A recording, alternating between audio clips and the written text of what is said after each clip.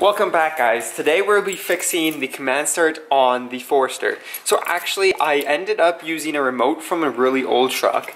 Our truck down there, the old blue Chev, actually had the same brand of command start, so I ended up using the remote and just reprogramming it. But the command start still didn't work, and I started looking into it. And I was looking at the wires, so we have our hood pin here, and it was all connected and all good.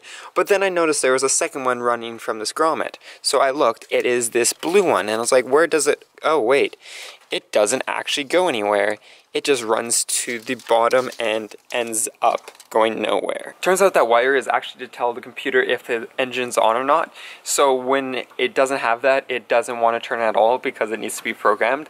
And so what the guy had before is that he ran it to the coil pack. I'm not going to do that because that's pretty crucial wiring. You can actually wire it to your tack wire on your instrument cluster, which should be really easy. I think the hardest part about doing that is going to be running the wire back in through that grommet. First order of business is going to be to bring that wire all the way through and back into the Forester.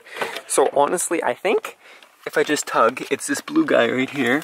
This goes to command start, this goes out there. We just pull on it, and it kind of just comes out with it.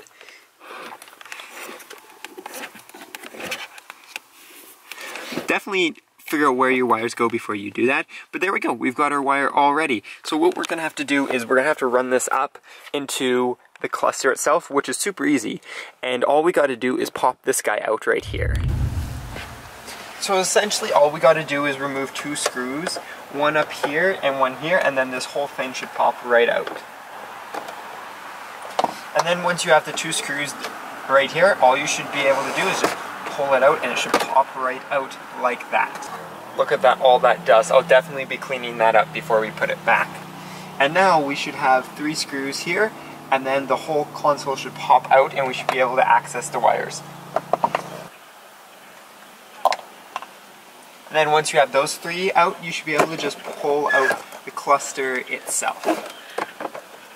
Also, if you're changing lights or you have lights that are out, you can access them right here. I would right now be changing them, but I don't think I have all the right lights. These are big bulbs, so I have these.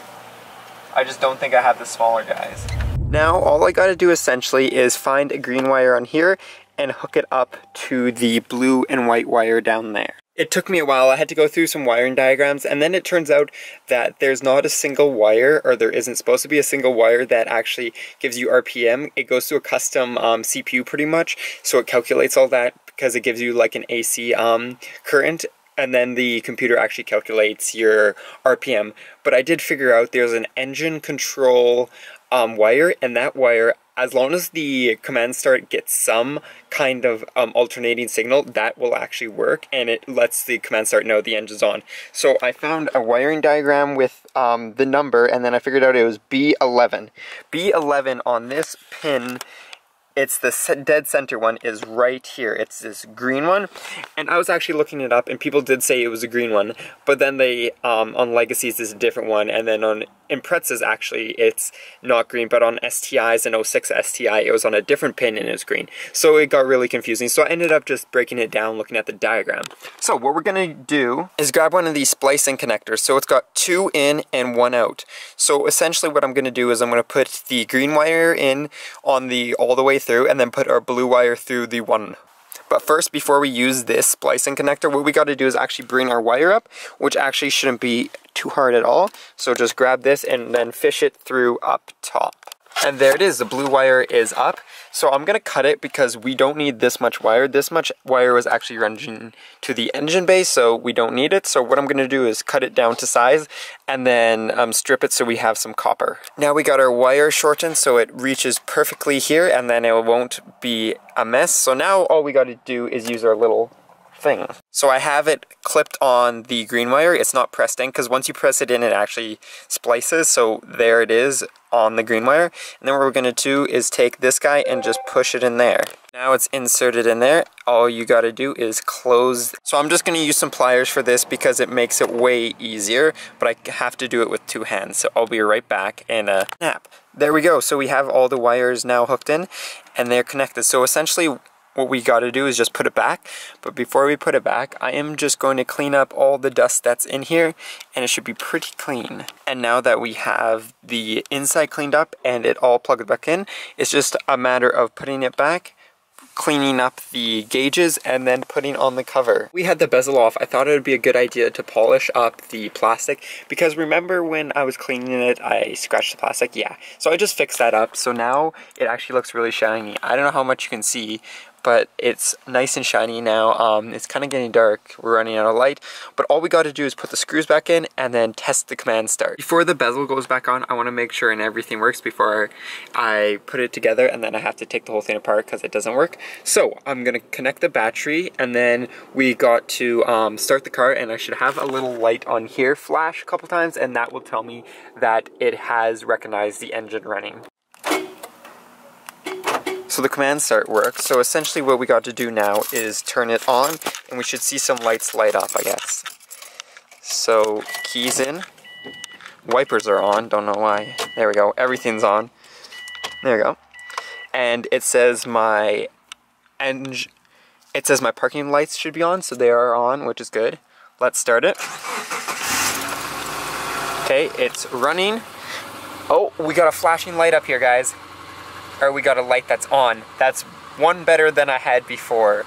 So hopefully the light turns off, and then we get something saying, or two chirps saying the thing has, or the command start has recognized the engine's running. Also my clock says 101 now because I had the battery off.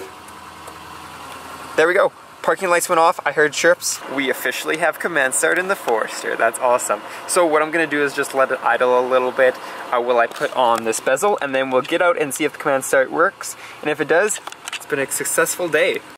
So there we go, it has idled down. So what I'm gonna do, turn off the lights, take out the key, shut the door.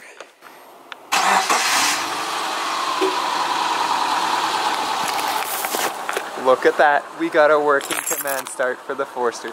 All we had to do was fix one little cable that the previous owner didn't know what to do, and also when the motor was replaced, I think they had it on ignition wire. So we did it the right way this time. That's something new for this channel, but that's awesome. It's gonna be great for the winter when I'm daily driving this, and it's just in time too because it is getting dark and it is getting cold out. So there we go, we finally have the command start for the Forester, which is awesome. It's going to be great in the winter when I'm going to and from school with it and coming off of work at night. Anyways, the trickiest part was really actually just figuring out the wiring diagrams for the Forester, because it seems like every car is different.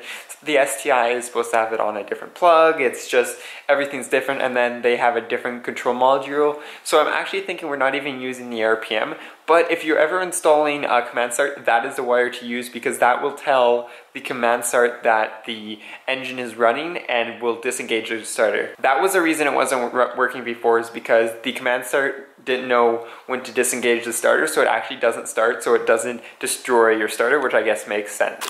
Anyways, that is going to be it for today, so until next video, peace out and stay humble.